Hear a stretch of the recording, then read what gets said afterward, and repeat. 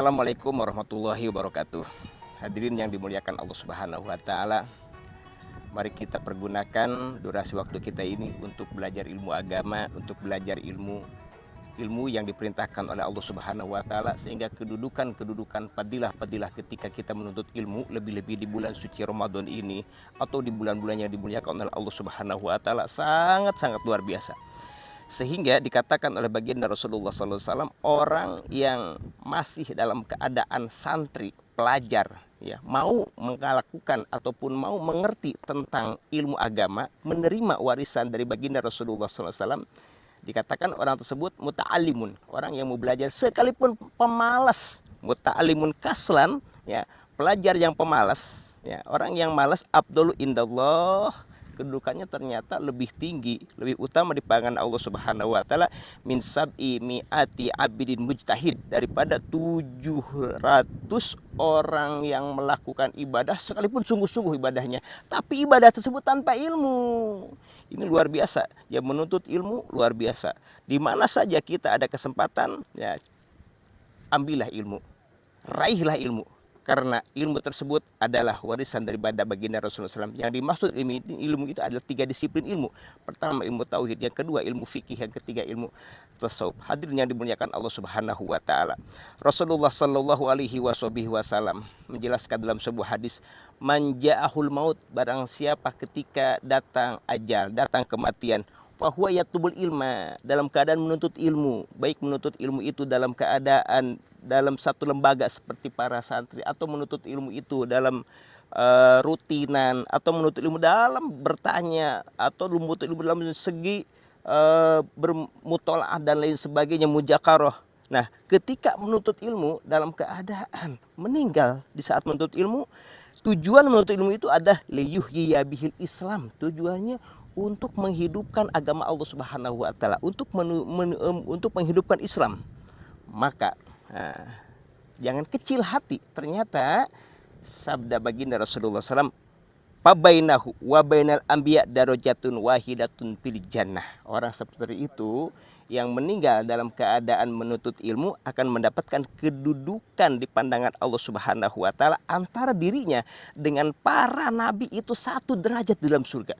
Ini sangat luar biasa. Padahal hanya manusia biasa, akan tetapi dekat dengan para nabi. Ketika orang tersebut siap mengambil warisan dari baginda Rasulullah SAW, menuntut ilmu, sekalipun menuntut ilmu itu dalam keadaan dia sedang menuntut ilmu, meninggal. Malah hadirin yang dimuliakan Allah Subhanahu wa taala, ada seorang ulama, ya, padahal kedudukannya fi martabatil ilmi mabalagh, ya, kedudukannya dalam segi ilmu itu sudah kedudukan al-alamah, ya, banget alim, ya, cerdas, pintar, menguasai disiplin ilmu.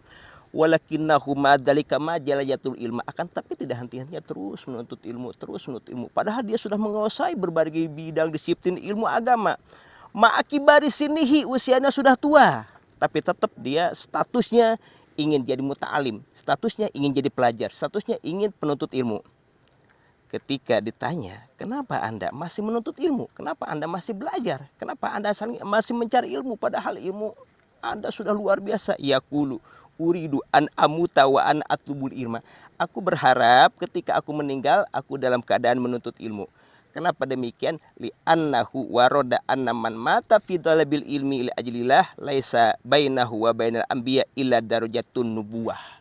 Karena orang yang menuntut ilmu ketika ajalnya tiba, tidak ada orang yang menuntut ilmu tersebut kecuali nanti, ya, antara dirinya dengan para nabi itu derajat, ya, 1 derajat kedudukannya dengan para nabi. Ya, ini ada ulama sampai demikian. Malahan kabar gembira dari baginda Rasulullah SAW malah dibuat dalam berbagai athar, ya. Innallaha taqaffala li talibil ilmi birizqihi. Allah Subhanahu wa taala akan menjamin orang yang menuntut ilmu itu, ya, atas rezekinya. Artinya Allah Subhanahu wa taala akan menspesialkan orang yang menuntut ilmu itu, rezekinya dibedakan oleh Allah Subhanahu wa taala. Sehingga Imam Al-Haddad menjelaskan yang dimaksud takapul, yang dimaksud jaminan rezeki dari Allah Subhanahu wa taala bagi orang yang menuntut ilmu itu adalah ya. Hadza taqappulun khos. Nah, jadi tanggung jawab jaminan dari Allah Subhanahu wa taala secara khusus bagi orang yang menuntut ilmu ba'da taqappulil am, sesudah jaminan secara umum, karena Allah Subhanahu wa taala dalam rezeki itu menjamin, ya, wa ma min dabbatin illa ala wallahi rizquha. Setiap makhluk yang ada di bumi ini Allah Subhanahu wa taala berikan rezekinya secara umum. Itu takaful am, jamin Allah Subhanahu wa taala secara umum. Akan tetapi ketika orang yang menuntut ilmu, ya, dijamin oleh Allah Subhanahu wa taala rizki yang khusus, sehingga dengan rizki yang khusus tersebut kata Imam Al-Haddad fayakunu ma'nahu ziyadata taisir, akan dimudahkan oleh Allah Subhanahu wa taala, kemudahan, ditambah-tambah kemudahan dalam rizki tersebut, warab oleh maunah wal kuflah, dan akan Allah Subhanahu wa taala hilangkan beban,